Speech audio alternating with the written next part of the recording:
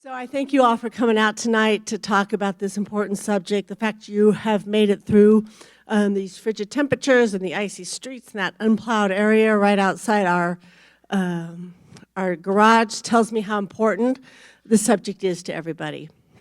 So I want to introduce you to our panel. And I also, beforehand, just want to say a couple words about how we got here. We first decided to look at Alzheimer's in the wake of the Bolins. And we thought, gosh, how horrible to have two, and so many of us already know what it's like to have one family member with Alzheimer's, but to try to deal with it with two family members. And we thought, well, at least they have means. Let's find a normal family that is like most of the rest of us.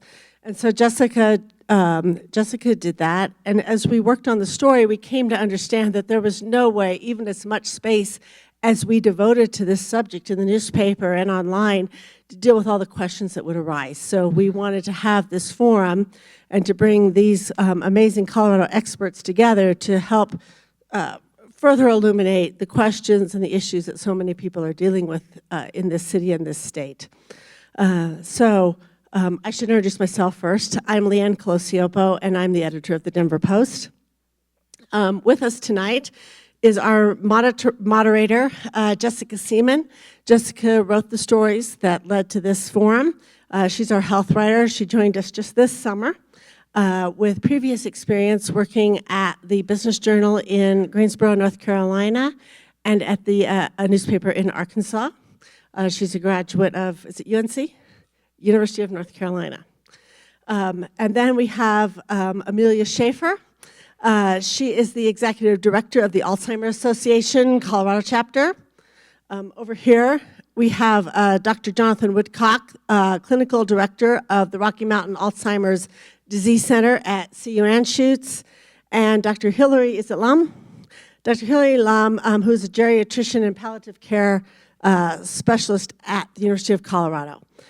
So we thank you all so much for joining us and for helping further illuminate this important subject.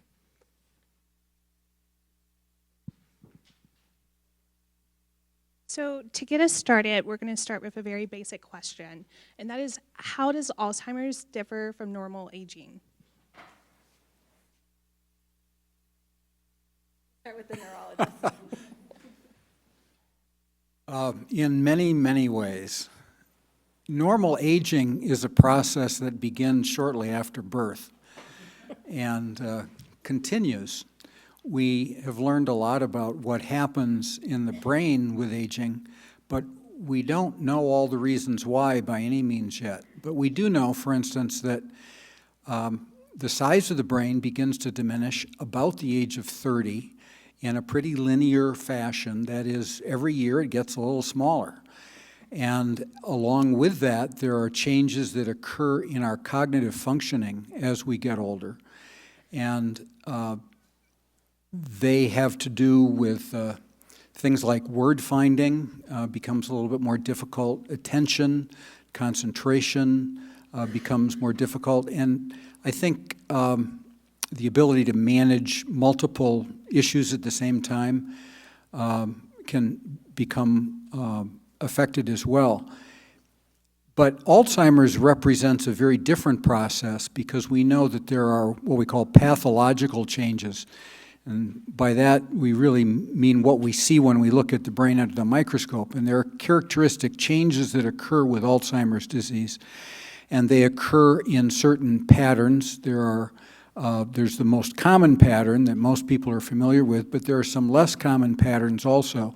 And those patterns involve different circuitry and different regions within the brain. And since the circuits and regions of the brain are associated with our cognitive functions, those characteristic changes can take place in Alzheimer's disease. Early on in the process, it can be very difficult to tell whether we're dealing with only normal aging or the very early stages of Alzheimer's disease, or one of the many other things that can affect cognitive functioning. But the major difference, of course, is that with Alzheimer's disease, once the clinical manifestations begin to occur, the pattern of progression of cognitive changes is much greater and much more, and has a much bigger effect on functioning than we see in normal aging. In normal aging, usually the ability to do things and get along may be a little bit more difficult or a little bit frustrating at times, but people are able to get along well and able to be continue to be usually pretty much independent in their function from a cognitive standpoint. But that begins to be eroded in Alzheimer's disease and the other neurodegenerative diseases. And I will try not to be so wordy in the rest of my answers. Can I add something to that? I think this is one of the most frequent questions. Certainly some of you in the audience might have this question. It's one of our most frequent questions on our helpline. And so we have a set of 10 warning signs to sort of break it down. And so those are on our website, and you can find them in many places. You could call our helpline and find them, because you're right, it is very confusing. People don't want to look at it. So to be able to give them a simple, easy, confidential way to really look at, could I maybe have some of the warning signs? And what we tell people is these are warning signs that something is not right. This is not normal aging. It could be one of many things, some of which could be reversible, which I'm sure you all have seen in your clinic. So we really try to have people access information so that they're knowledgeable, and then bring that information into hopefully their medical provider who they trust. If they don't, we've got lots of great medical providers out there who will really take a look at it and be able to tell you if you should be concerned, if you need to go on for additional testing. So I think having access to those 10 warning signs is important for people who are out there wondering. Yeah, and that leads into my next question, which is, what do you do when you see those symptoms, either in yourself, but in someone who might have Alzheimer's or, a loved one? So what I would say is knowledge is power. So first, making sure you understand. And there's a lot of information out there. There's a lot of bad information out there, and there's a lot of really credible information out there about when you should be concerned. And I do think that being able to go in and get the testing, that to me is one of the most important things, because otherwise you're operating just out of fear. You don't know what's happening. You're fearing the worst. But the truth is, when we talk to a lot of families, and I'm sure you all find this as well, they know something is not right. And for a person themselves even, they might know something is not right. So to be able to see what it is, it's no one wants to hear that that's what they have. I don't know anyone who said, oh, that's great to hear that's what I have. But many people are relieved to know there's a name for it, and that there are people out there fighting for it, and that there are some things you can do to continue to live a quality life. So really arming yourself, it's a little more touchy if you notice it in someone else, because they may not be ready to see it. Those are hard conversations. I know you may have some feedback on this as well. You hope that people who have a loving and open relationship can approach you. It's not always going to be your physician. That's not the experience I hear from families. It's often the people themselves or the people in their close circle who notice those first signs. And so being able to have that conversation, we get calls on our helpline from people saying, I think my husband might have Alzheimer's. I don't know what to do. I don't know how to talk to him. So our counselors coach people through what to say, what kinds of reactions they might anticipate, how to be informed, and to know which next steps to take. And it may look different if you're here in Denver versus if you're out in other parts of our state. Do you have anything to add? So my next question is, from talking to you guys for the story, is that I found that there's often a delay between when symptoms start showing and when there's an actual diagnosis. So why is there normally that gap between when symptoms start showing and a diagnosis? From a primary care perspective, I think there can be that gap because it can take time for us to have a relationship where we're describing all of what life looks like, to gather all of the life experiences about what changes you yourself may be noticing, your loved one may be noticing, maybe your healthcare team is also noticing. It can also take time in doing various tests, perhaps stopping things that may also be hurting the brain, that might be causing memory changes or brain challenges. So sometimes that can be a matter of weeks, months, or even years to think through what is the right diagnosis. We don't want to give the wrong diagnosis. We know that that's very weighty and emotionally challenging. I think that one of the main reasons why this isn't picked up even in the family is that there's a lot of love in families. And people tend to help out, they make accommodations, and very often when a family that's very supportive of their loved one comes in, we'll find that the cognitive problems are really a lot more advanced from an objective standpoint than the family understands, because the family's been there to help and providing a lot of support. When you go to see your doctor, you all know that the doctor doesn't have a lot of time to spend.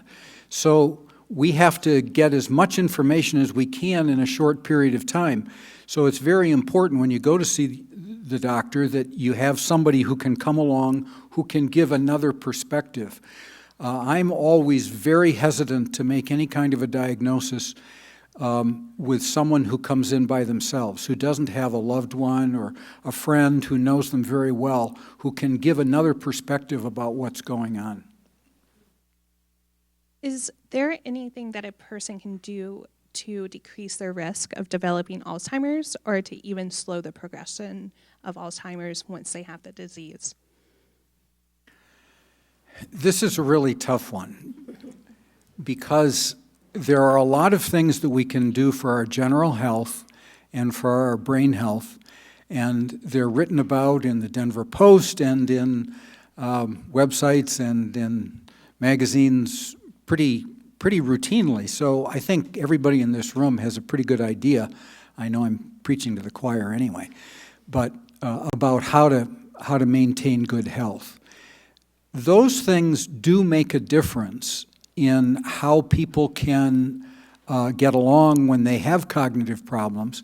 And there is some evidence that these things, such as exercise, especially good diet, social activities, cognitive activities, stress reduction, maintaining good sleep, all those kinds of things can be very helpful. But we do know also that people can follow all the rules and really be committed to a good, healthy lifestyle, and still, if any of the neurodegenerative diseases happen, Alzheimer's included, they can progress in spite of your very best efforts. Nonetheless, I think that those things also really increase quality of life a lot, even though they may not have a huge impact on the course of the illness. So Jessica, we often tell people, yes, me? Okay, here we go.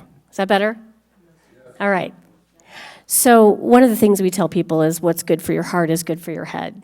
And one of our biggest challenges is we need to accumulate more research that shows us exactly what people need to be doing. And so just last week in the Journal of the American Medical Association, some pretty important research was published around blood pressure. And so I don't know what you all are doing with this, but this is a big public health issue for us, showing that mild cognitive impairment can be reduced up to 20%, your likelihood of getting it up to 20%, by really good treatment of blood pressure. And so the Sprint Mind study is what it's called, if you want to look up more information about it, is one of those pieces of research that's going to lead a lot of organizations like ours. The American Heart Association actually changed their guidelines about blood pressure based on this same study. So I think that some of the health information out there that you all will be receiving, really we have to accumulate the research so that we're not just throwing lots of things out there that may not have evidence behind them. So this is a big area of investment for the Alzheimer's Association. We're funding also the U.S. Pointer study to look at all of the lifestyle factors that you talked about, not only what's good for your heart in terms of exercise and diet, but also things like staying connected to individuals in your lifetime. So there's a lot that we're looking at, and we're really on this cusp of what can you and I do today to hopefully lower our risk factors of getting Alzheimer's.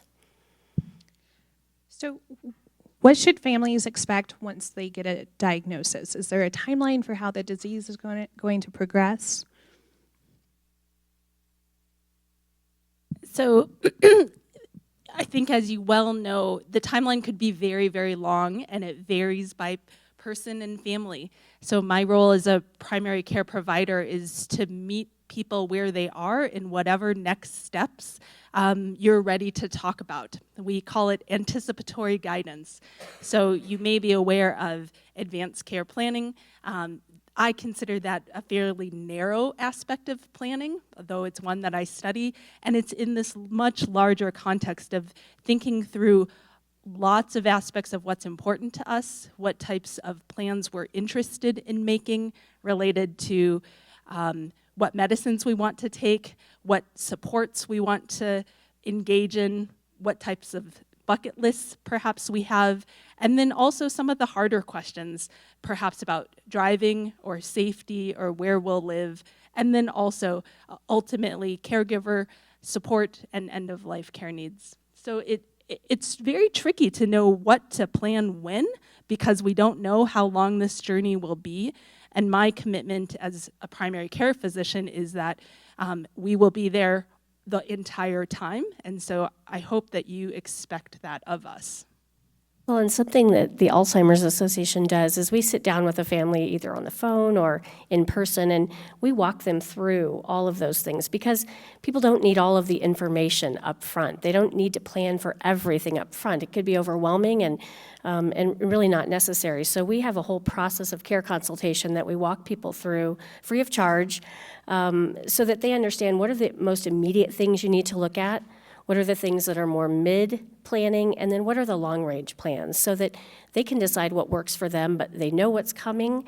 They have the information. I mean, that's really the most important piece. Not everyone is as wonderful as these two in sharing information, and so many people come to us with a prescription of Aricept or one of the other medications, and then they don't actually know why they're taking it. They haven't actually been told that they may have Alzheimer's or another form of dementia.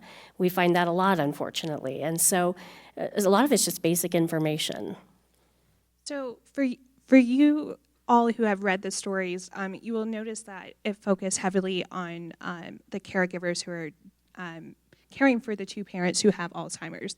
So can you tell us a little bit about what it is like caring for someone with Alzheimer's and how it might be different from someone who might have a different disease or illness? Well, I can tell you that one of the big pieces is that this is a long, progressive, degenerative disease. You know, people can be caregivers for 6 months to a year, and it's still very stressful. But with a disease like this that can last 8 to 10 to 15 years, and that continually, unfortunately, gets worse, it is very challenging. And unfortunately, as we were talking before the program today, many caregivers die before the person with the disease because of the stress and because of the anxiety that they face. And so that is one of the big reasons we try to help people get the support, because knowledge, education, and support can combat some of that. The feelings that you're the only caregiver who's answered the same question over and over, or having challenges with daily care, or having challenges with some of the safety issues around driving or chemicals or wandering. So, you know, really that support is important for individuals. That's kind of a perfect leeway into my next question, which is when should someone with Alzheimer's stop driving? Because that was something that came up in my stories. One of the people I profiled was still driving, and I got a lot of calls afterwards about him still driving. So is there a time when they should hand over the keys? So it varies by state law. There are some states that say when you have a dementia diagnosis, and I don't know that it's specific to Alzheimer's, but dementia in general, the state says that you're done driving. That's not true here in Colorado. So I really approach it in a person-centered, family-centered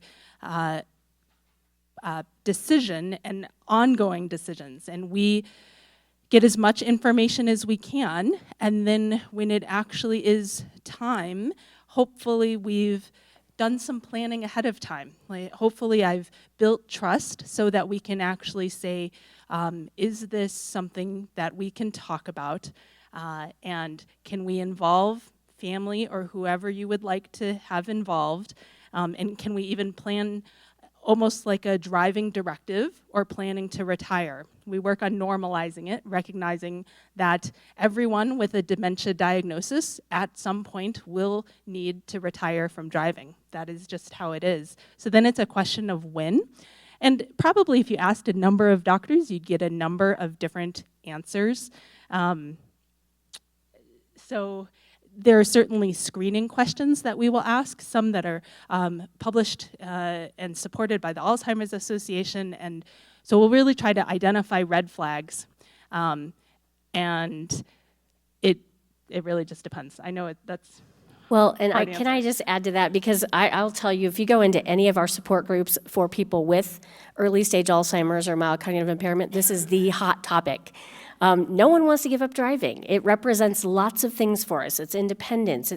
It's your self-identity. It represents more than even just taking a vehicle on the road. And so it is a hot topic. And some of the biggest peer pressure that happens is in those groups with people with Alzheimer's saying, "You're still driving? What are you doing still driving? My wife told me I shouldn't be driving, and I gave up my keys." So it's fascinating. So that peer-to-peer support, I do think, is helpful. And that can only happen when you have early detection and early diagnosis. If people don't know what they're dealing with, if they don't know if it's Alzheimer's or not, they're never going to get to that kind of peer-to-peer support. They're never going to go to a website or do a driving screening that you talked about doing either at the VA or at the university, because they have no idea. They think it's just normal, or they don't want to see it. So I think that, again, going back to that early detection is important so that you know what you're dealing with, and then you get support because you're not the only one going through, guarantee you. Well, and you were talking about people not being ready to hand over those keys. What should a family do if they don't want to give over the keys, or if, say, one issue that's been in the news lately, if there's even a gun in the house? How do families make that decision when the person with Alzheimer's is not ready to kind of give up that independence? Let me just address that. I'm amazed in the clinic that I can tell a patient and a family that the diagnosis is Alzheimer's, and as we leave the office, I get hugs. When I tell them that they can't drive, I'm not sure I'm going to get out alive. Last year, I was driving my dad across town, in the town he lives in Florida, and he said, "See that Walgreens over there? That's the driveway I pulled out of and went the wrong direction, and there was a cop right there, and he took away my license."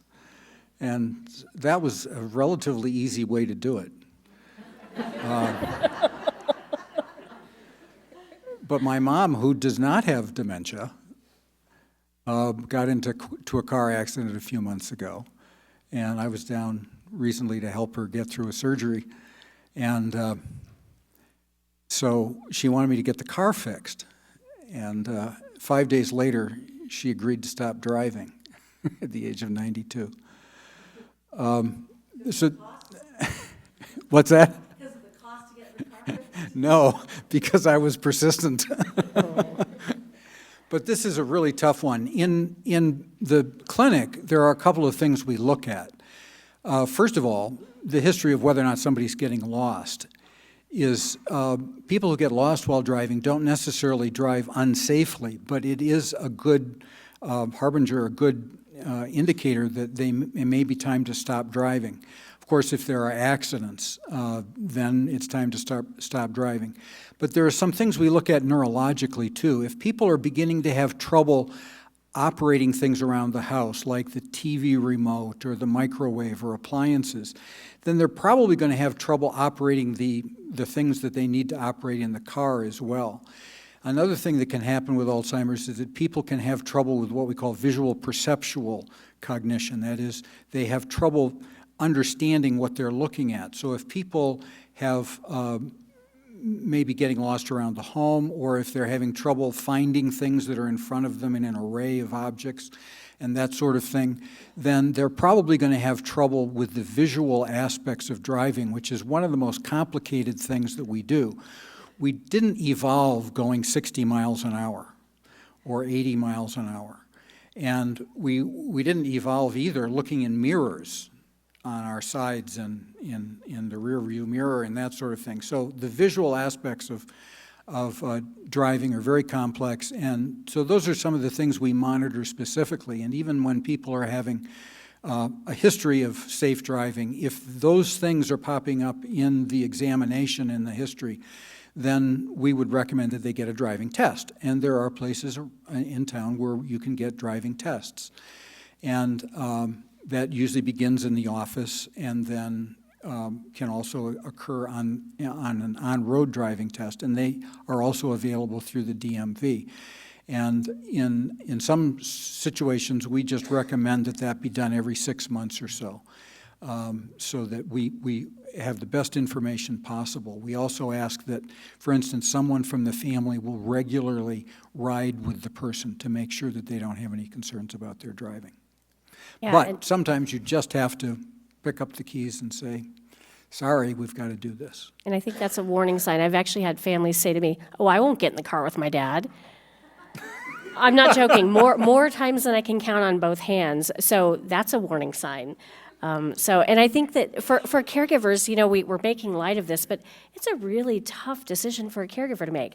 But this won't be the only driving or guns or wandering won't be the only decision. It's always that balance between independence and dignity and safety. And there is no clear-cut black and white answer between. You're always doing this as a caregiver, going between that safety and independence. What should families do if there is a gun in the house and someone has Alzheimer's? So we recommend, and there are a number of questions we ask about where the gun is and what options the family and the person would be willing to consider. So asking where is the gun stored? And this is often multiple guns and also weapons. Is it locked? Is it loaded? Are there children who might have access to it? Because that also can sort of perhaps be a means of getting buy-in for moving towards safer storage. And those are all options for within the house. Then depending on the person's willingness, you can explore options for storage out of the house. Could the gun be given to a family member, or there are also gun shops in town that are willing to sort of help you arrange for safe storage options.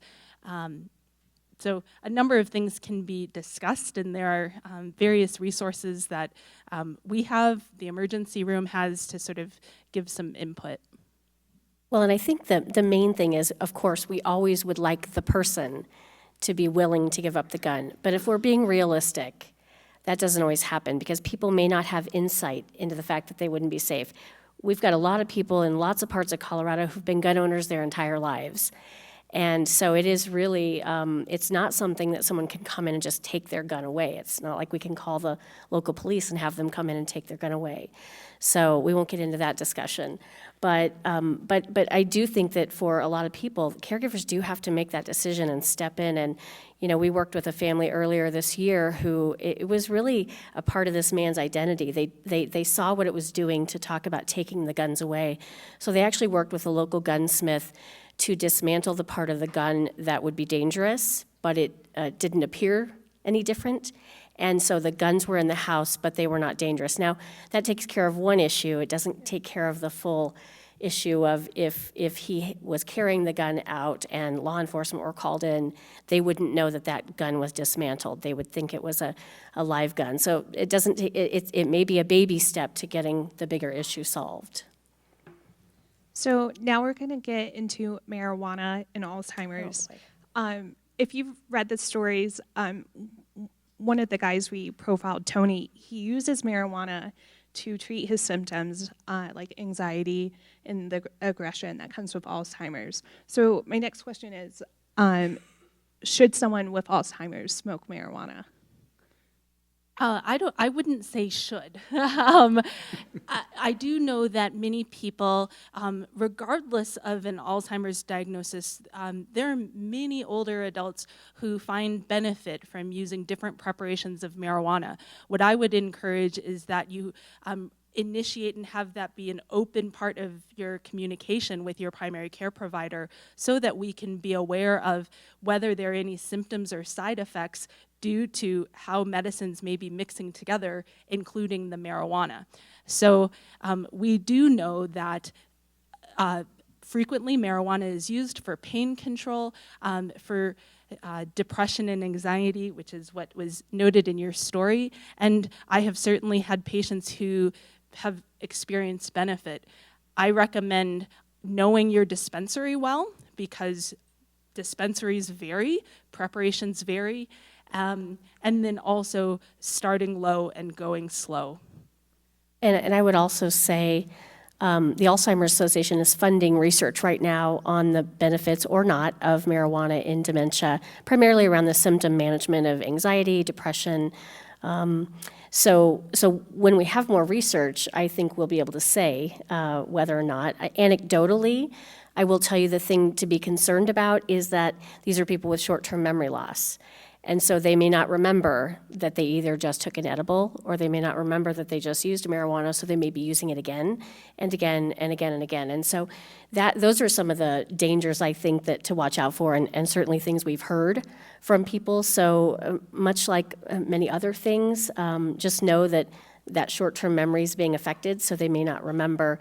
Similar with regular medications that people are taking as well. I'm sure you all have heard the stories of people forgetting they took their medication, so they go to take them again, and then they end up in the emergency room. I would agree with that point. I think that if marijuana is going to be used, it should be used as much like a medicine as possible. In other words, you need to know when you're taking it, what the dose is. Folks with memory problems really need to have a medication regimen set out so that they're taking exactly what they're supposed to be taking, and they don't certainly get an overdose, but they also don't miss doses. They don't call it dope for nothing. And it probably doesn't help the cognitive aspects of Alzheimer's, but as has been noted, it probably does help some of the other symptoms. And Alzheimer's not only has reactive symptoms, that is, people react to the fact that they're having changes and the stresses of those changes, but the pathological process itself can produce depression and anxiety and other kinds of perceptual problems. So those all have to be very carefully monitored in response to all the medications and certainly in regard to marijuana. Jessica, I would say we're talking a lot about Alzheimer's, but a lot of what we talk about really does apply to a lot of the other dementias as well, whether it be frontotemporal dementia, Lewy body dementia. So when people hear, or just a general dementia, so when they hear us talking about Alzheimer's, a lot of what we're talking about, I think we would agree, in terms of symptoms, also would apply to those other dementias. So one thing I noticed after our stories ran is that everyone had their idea of what causes Alzheimer's. Is it gum disease? Is it what you eat? So what exactly causes Alzheimer's? What do we know so far? I don't have to say anything. Yeah, unfortunately. We don't know. We really don't know. We know that there are a lot of correlations. For instance, gum disease is an inflammatory condition. It's a chronic inflammatory condition, and we know that inflammation is bad for the brain, and it's bad for Alzheimer's disease. But we really don't know the causes. There may be one exception, and that would be that there are some people who have what we call a dominant gene that is associated with Alzheimer's, and we know that all of those people eventually get Alzheimer's. But even in those cases, we don't know exactly how the gene causes the Alzheimer's disease. So we still have a lot to learn. Well, and I think a lot of people think there's probably not just one cause of Alzheimer's. I mean, I think it's a pretty well accepted fact that there are probably multiple things because, as we talked about earlier, people have done everything right. They're the picture of health, and they still get Alzheimer's. That goes against what we've been talking about. So I think that looking at multiple factors, and while I do think some of the harebrained things we hear about, I do kind of roll my eyes a little and think, oh gosh, I hope people don't think that's true. At the same time, until we know, I also want to make sure we have our options open. And so I think that we see a lot of creative research happening around the world, not just here, but around the world. And so, I think what we can learn together from the research that's happening around the world is really important. So with what we don't know about Alzheimer's, how is that affecting what researchers and doctors are doing in terms of finding a treatment or a cure for the disease? Well, of course, our research is designed to understand the disease so that we can understand what changes we can make or what treatments that we can apply that will alter the course, slow it down, that will eventually prevent it. I conceptualize the whole research effort as not being just around Alzheimer's, but really being about the brain and aging in the brain, because this is a disease which happens in the brain, and it is very highly correlated with aging, which is why we're seeing more of it, because people are living for a longer period of time. But we really need to understand how Alzheimer's is affecting the brain, how all these different things like inflammation and diet and exercise are affecting aging as well as the development of Alzheimer's disease. In the past several decades, most of the research has emphasized a certain protein that's associated with Alzheimer's called amyloid. And more than 200 clinical trials of medications that are designed to impact the amyloid in the brain have not yet produced a cure. So this has led, in terms of our ignorance, to a lot of creativity in terms of other aspects of Alzheimer's disease, which may be important parts of the puzzle and may lead to new treatments as well. One of these directions of research has to do with multiple approaches that may be taken at the same time. So we may actually end up with a cocktail of medications that affect different aspects of the development of the pathology of Alzheimer's disease, hoping that in combination they'll make a bigger difference. So I think we're going to start opening questions up to the audience. And to get us started, I actually have a question from Teddy Sanchez, who was one of the subjects of the stories. She wanted to know, Tony struggles with, he gets headaches, and at the same time he has those headaches, he has a panic attack or anxiety attack. Is that common for Alzheimer's? Well, I don't know that headaches are, but I think anxiety can be. I think when you, especially because you not only have internal anxiety, but you also have stimulus outside of yourself that you're trying to make sense of and don't always understand. And so you have both internal changes as well as external and being out of control in your environment. And I don't know much about panic attacks, but I imagine they can't be great for headaches. I haven't heard a common symptom being headaches, though. Yeah, I haven't heard of headaches. What I will share is that there is data that individuals with Alzheimer's or other dementias, giving 2 Tylenol at night seems to really help with anxiety, helps with sleep, helps with overall mood and quality of life. So it suggests to me that there is the body's expression of pain, the brain is experiencing pain, that the person may not be able to say, I hurt, and yet giving 2 Tylenol is helping. All right, great. Can we take any questions from the audience? Anybody have a question? All right, we'll take this one way at the back, because why would I make it easy? You.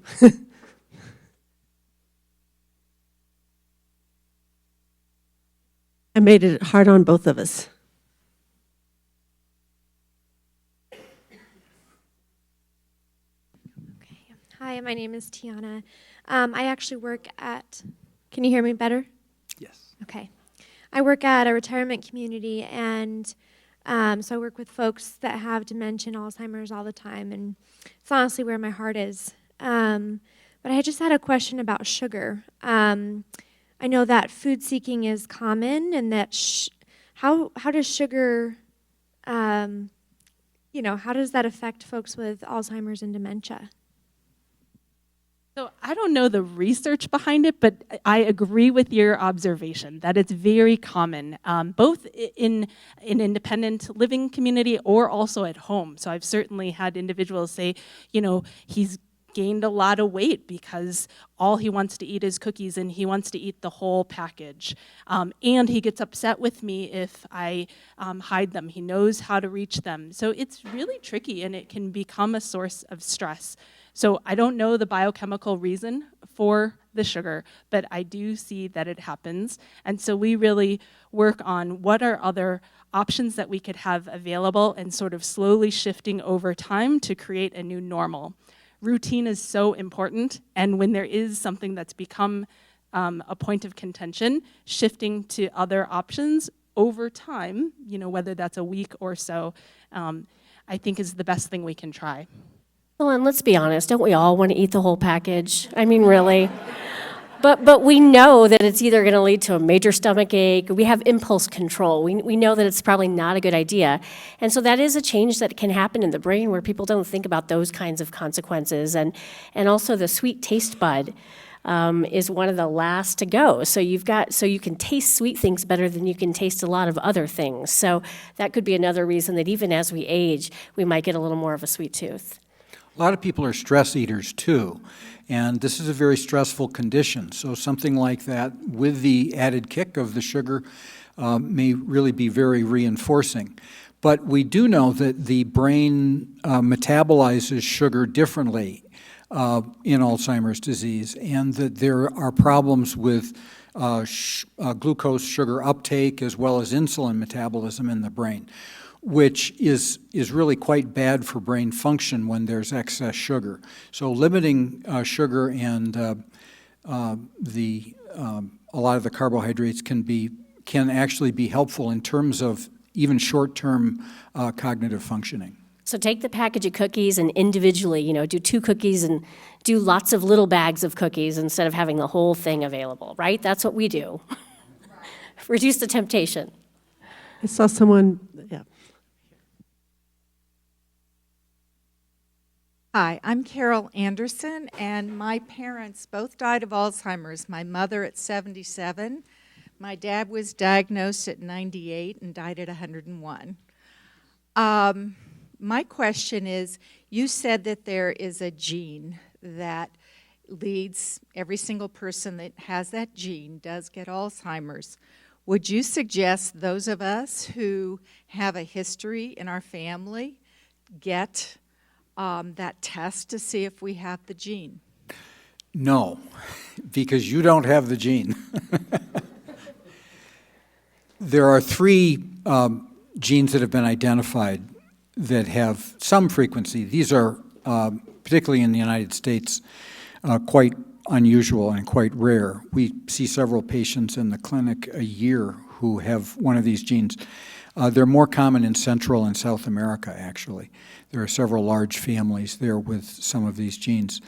But they usually present in the 50s, and so people know which parent had the gene because, again, it's dominant. That means that there's a 50-50 chance, and each one of your first-degree relatives will have a 50-50 chance of having the gene. So it usually presents early.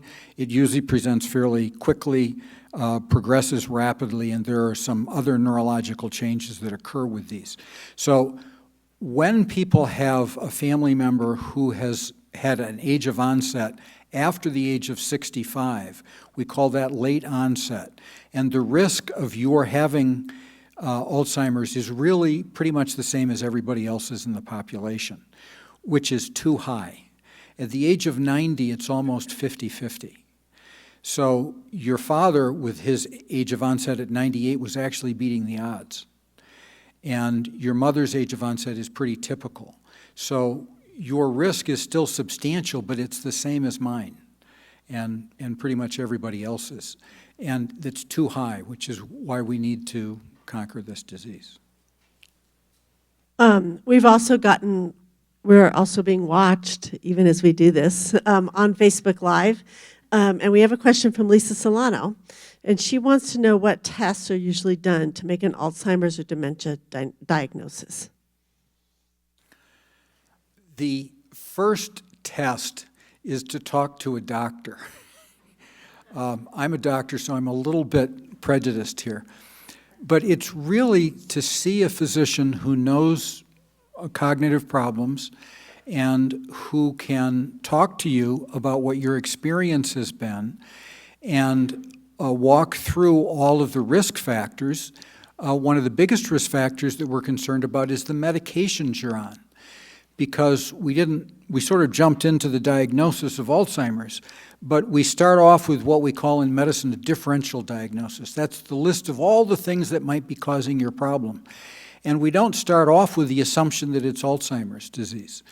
So we want to make sure that we're eliminating all the things that might be reversible, like thyroid disease or B12 deficiency, or possibly having had some strokes, or being on a medication which is causing cognitive problems, or being on too much marijuana, which is causing cognitive problems.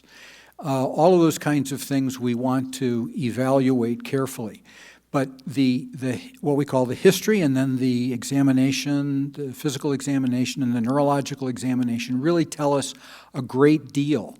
And many times with a typical case of Alzheimer's disease, I can, and our other physicians who are familiar with this, can reach a very high probability diagnosis just on that basis.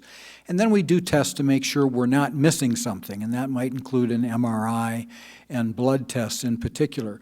We may want to get other testing like formal cognitive testing that will look at both cognitive testing and emotional function. So those are the kinds of things that we would do very routinely. Rarely do we need more specialized testing, but sometimes when people present with a presentation which is not typical, either they're younger than we would expect or they have a different category of or presentation of cognitive and other problems, then we might want to do other tests as well. Do either of you have anything to add to that? Yeah, I would say there is no one single test for Alzheimer's. But if you go to the internet, they would have you believe that if you just take this test, it'll tell you if you have Alzheimer's. I think the three of us would agree there is no one single test for Alzheimer's. So that's an important piece. That's a part of research right now. An important part of research is to be able to find one single test or one very easily accessible test for Alzheimer's. That would be helpful. But in the meantime, I would agree, 90 to 95%, if someone goes through what you talked about, it's probable Alzheimer's. I think I had somebody, it wasn't you, it was somebody, yes.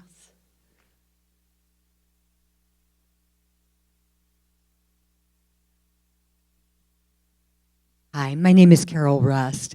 I just have a question about Lewy body dementia and Alzheimer's and the differences and how common it is for both conditions to exist in the same person. And I'm speaking from experience with my mom. Body dementia is a neurodegenerative illness that's closely related to Parkinson's disease. And so many people with Lewy body dementia will get all the symptoms of Parkinson's disease later on in the illness.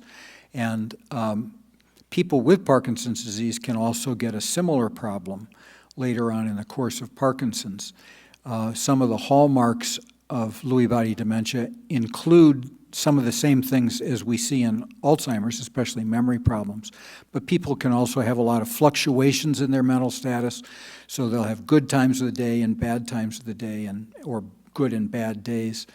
They can also have this problem we call REM behavior sleep disorder, where they'll be acting out their dreams at night, and they sometimes see visual hallucinations.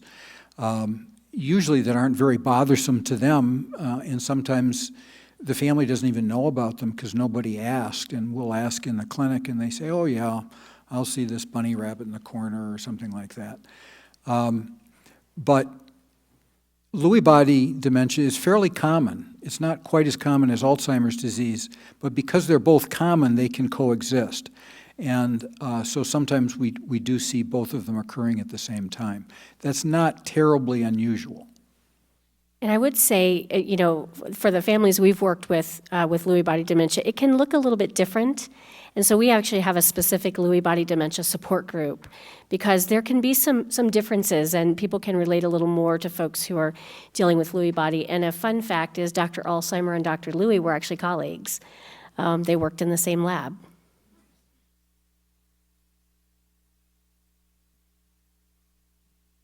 Thank you all for the information. And I'm sorry if you didn't hear me. Thank you all for the information you shared.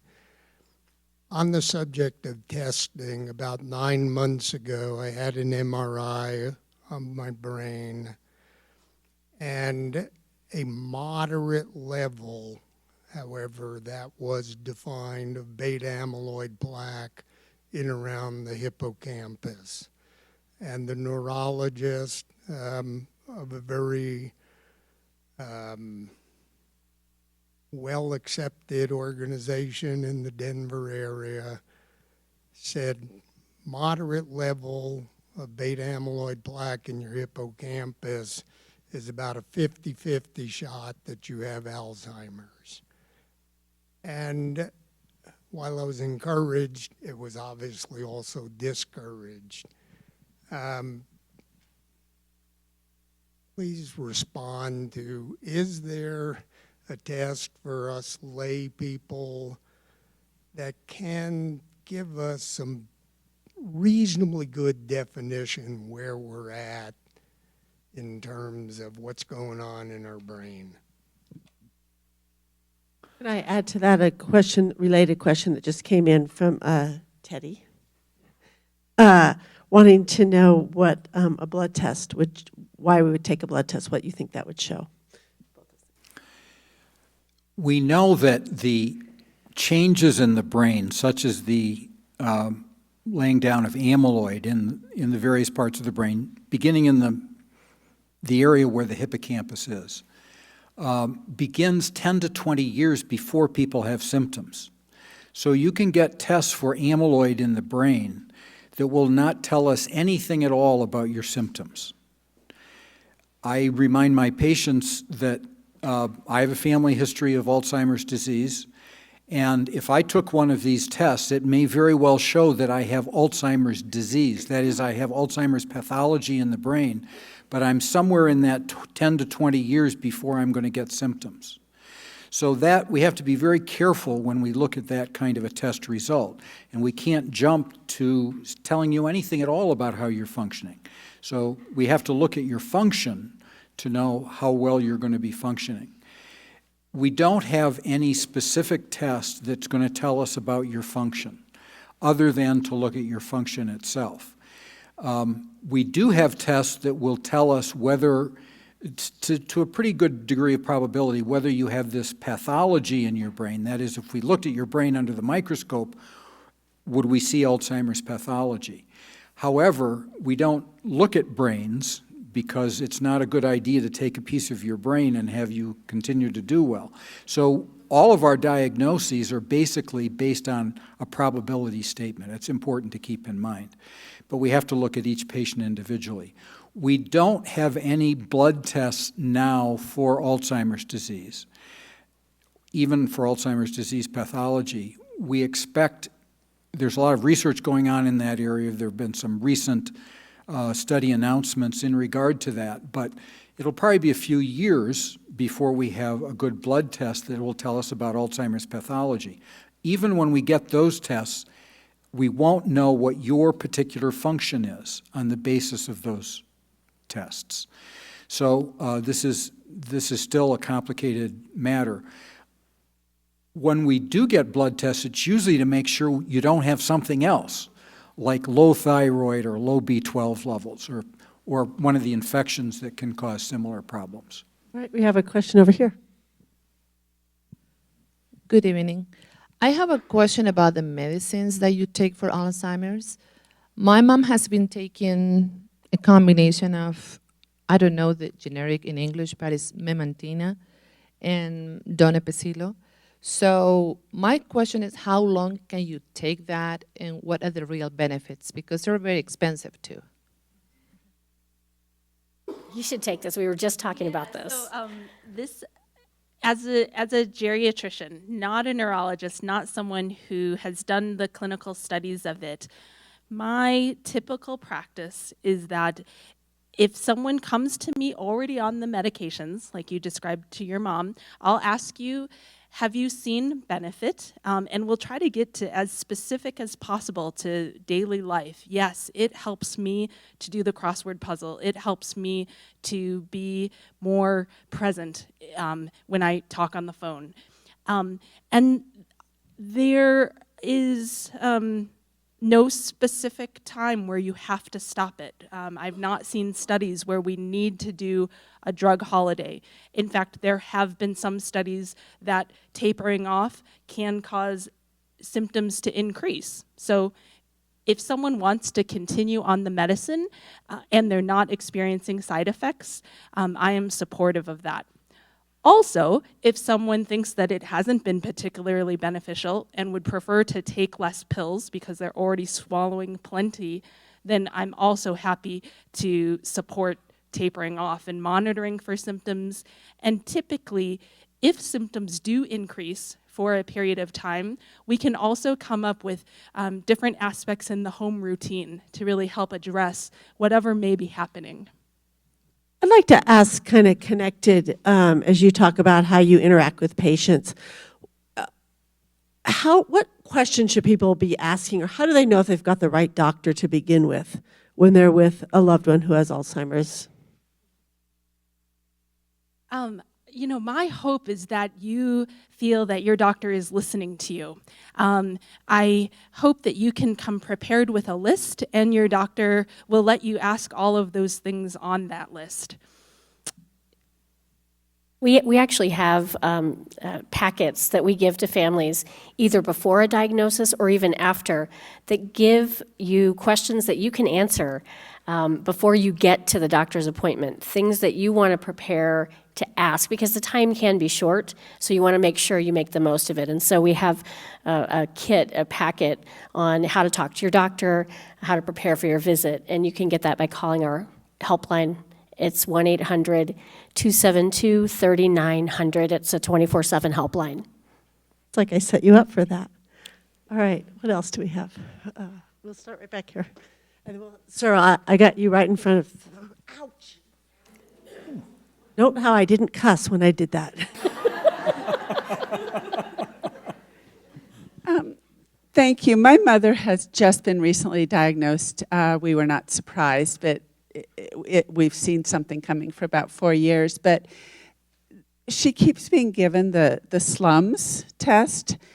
Jill, the stockbroker with 3 children in New York, that one. And she varies. Her score will wave like I'm a 21, and then 3 weeks later she's a 16, and then she's a 19. And what is that telling me, especially with those kinds of swings and what it might mean for that diagnosis? Because I can pass it right now. Yeah, so again, from a primary care perspective, I'm chuckling because I can remember hearing a story on the radio where they were interviewing someone who could have been your mom, who was practicing for the test and knew that it would be asked. And so from my perspective, I very much want to hear from you, how are things going in life? And how is maybe the brain changes or the memory changes, how are they affecting what you want to do, what's becoming harder, and what could we help to have something be more safe or more functional? I don't need to do those screening tests over and over again. I think some people may monitor, some doctors may monitor by doing them once a year. I find the time I have with you to be so valuable, and I don't necessarily want to spend that 5 minutes to get that information compared to the other information you could be giving me. Because if you're telling me how you're using marijuana, I want to know what you're using it for, and if there's something that I could be helping with related to that, perhaps. All right, we have time for a couple more. Hi. Are there treatment regimens, and what's the purpose of the treatment regimens? I mean, there's got to be a purpose if there are.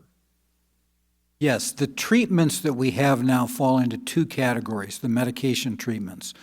One is this donepezil or Aricept. There are 3 medicines in that category, and the other one is this memantine or Namenda medicine. They have very different mechanisms, and so they're often used together. The mechanisms are not specific to Alzheimer's disease, however, and they're not specific to any of the causes of Alzheimer's disease. They tend, the donepezil kind of medicine helps the memory neurotransmitter, acetylcholine, and so it can be helpful symptomatically. But interestingly, it seems to help some of the other symptoms like anxiety especially, and sometimes depression, even more than memory.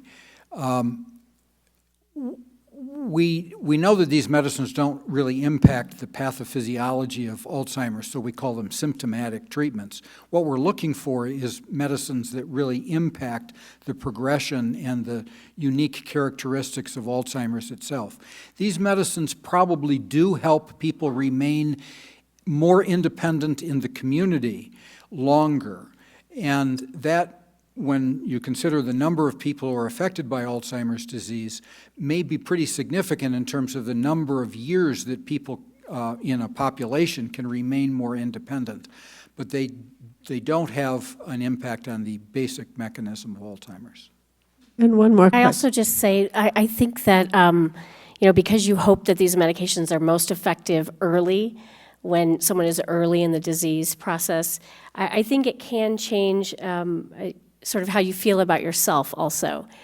I've heard people with Alzheimer's say, I feel clearer. I don't know if that's what it is, but I feel like a cloud has kind of lifted. I don't know if that is it. I was telling a story about a woman who was proud of being able to do the New York Times crossword puzzles every day. She was kind of snobby about it, in fact. And she had to go down to... Most of them are. Yeah, she had to she had to go down to doing the USA Today, which was terrible. And when she started taking one of these medications, she could do the New York Times crossword puzzles again. Which medication? So it was it was Aricept, which is one of the first and longest that's been around. But it's not going to work for everyone that way. But these anecdotal stories, beyond the studies and beyond what we know, we all have stories of people we've worked with and talked with who have seen that themselves, or the people in their lives have seen that. So when you talk about what's the reason, it could be more than just a medical reason. It could be sort of a philosophical reason as well. And one more question. Yes, sir.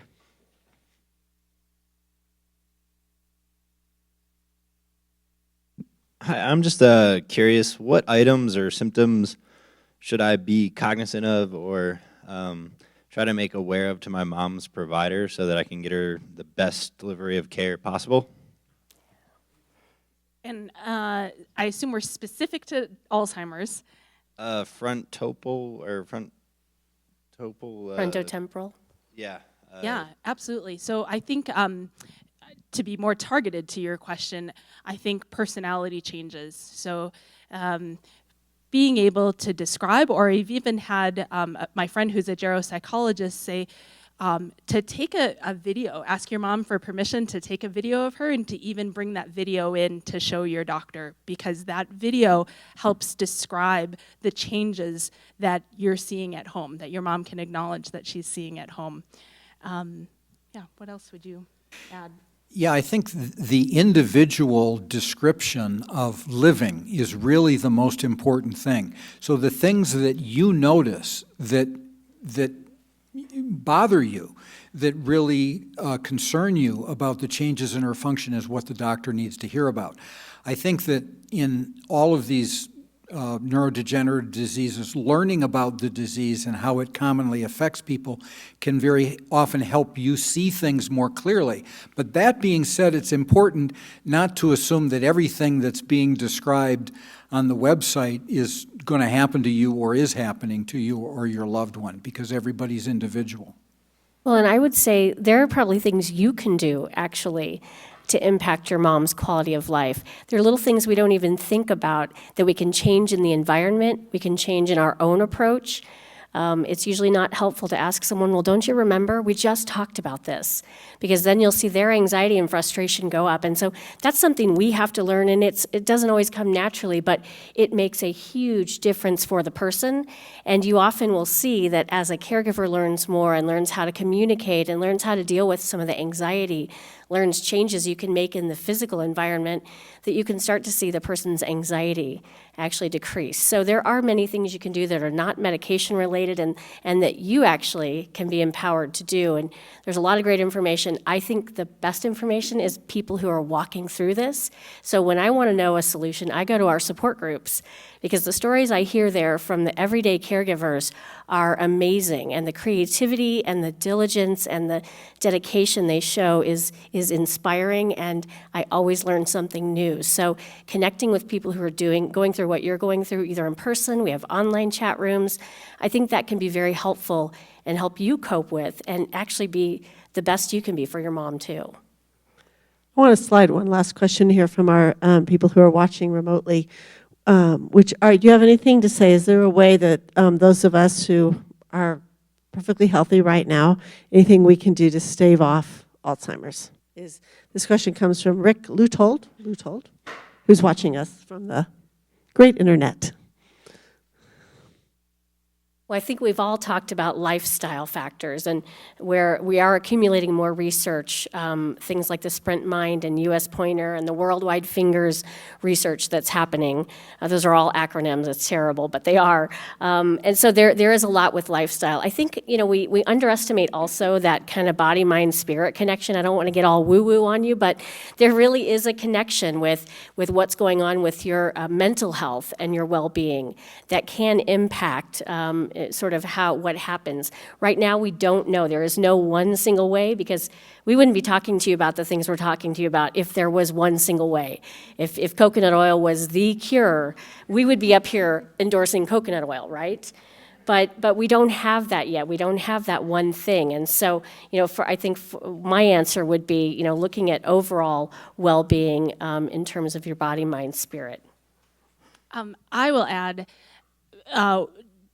be very careful of the medications you take, and I say that very broadly to include alcohol, beer, marijuana, other substances, and bring all of your medicines into the doctor's appointment. So that would be another follow-up of what can we do in the visit to advocate.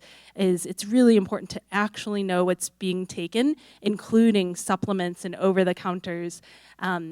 Benadryl is a terrible medication for an older brain and can cause significant cognitive impairment.